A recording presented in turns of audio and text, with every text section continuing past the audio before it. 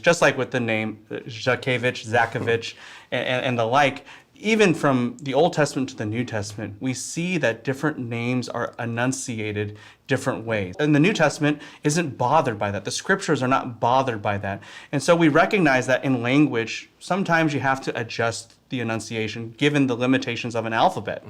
And so the Lord knows, Yahweh knows our heart to worship him and say his name. But the reason he gave us his name is so that we would intimately commune with him personally and distinguish him from everyone else. These two men are the foremost of the 5 translators which John MacArthur had appointed to translate the Legacy Standard Bible. And you see with what lightness they approach these most critical issues, and they undermine them instead of address them. They pretend as though they don't exist, or they nominalize the serious warfare and battles which have been waged upon these topics for many centuries now. This is shallowness and insincerity. It is truly sad to hear how Abner Chau begins to speak about the names of New Testament figures as opposed to their Old Testament Hebrew counterparts, saying that the name Yahweh versus Jehovah is just like this, when there is no analogy whatsoever. There is no similitude between these two. This is not a matter of translation from one language to another, or transliteration of one letter of an alphabet to another in a different language. This is a completely different name altogether. Jehovah and Yahweh are 2 separate names, and Abner Chau must know that. And if he doesn't know that, then how is this man qualified to be ahead of a translation committee of the Holy Bible, God's everlasting words? This is truly astonishing. Sometimes people wonder, well, what about Jehovah? I mean, we sing the song, or at least they used to sing the song, Jehovah Jireh, and we hear that kind of phrase. Tell us about that too. Yeah, Jehovah. Somebody actually mentioned to me this past week, reminded me that Jehovah appears in, I guess, the old version of the King James Version, in Exodus 6, I believe. And that even just shows that what we're doing in the Legacy Standard Bible isn't necessarily revolutionary in the sense of doing something totally different that's never been done before. In fact, sometimes we're just going back to our roots in a sense of the King James. Right, yeah, and we're refining it, and we're trying to make sure that it's accurate both historically and grammatically, and true to the text. So with regard to Jehovah, we do believe that it's an incorrect way of pronouncing it. But what that is it's a misreading of the vowels that appear on the letters YHWH, on the word Yahweh.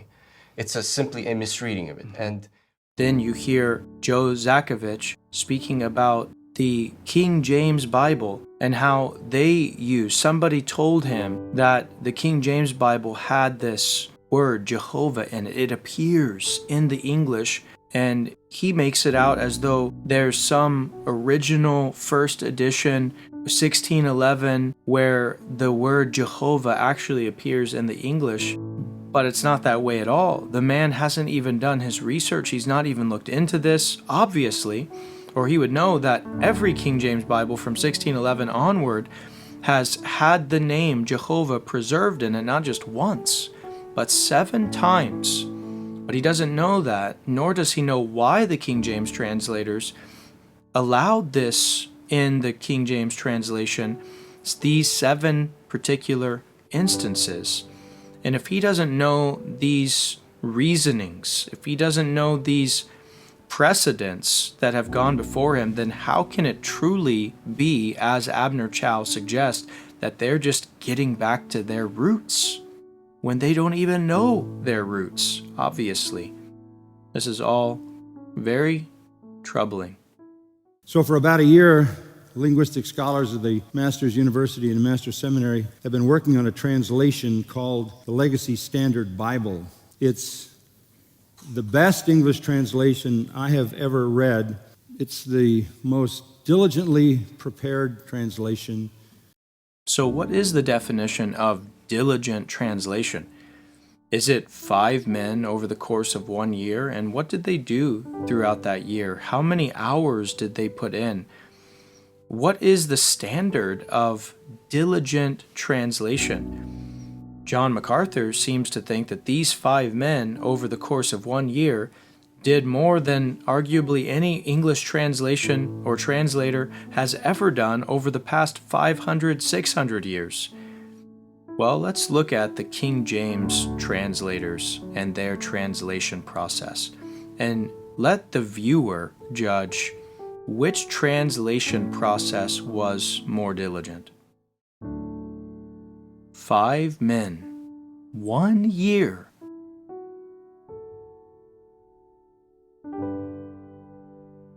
54 men, 6 committees, 7 years. 54 scholars were appointed in 1604, and a few overseers were also present, who went from group to group. In time, through death, the number of translators diminished to 47. They were given 3 locations to work: Oxford, Cambridge, and Westminster.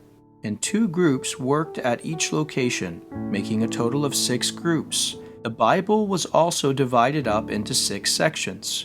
Each group took 1 section, working on 1 book at a time. First, each translator made his own translation of the book, which was reviewed by each other member of the group.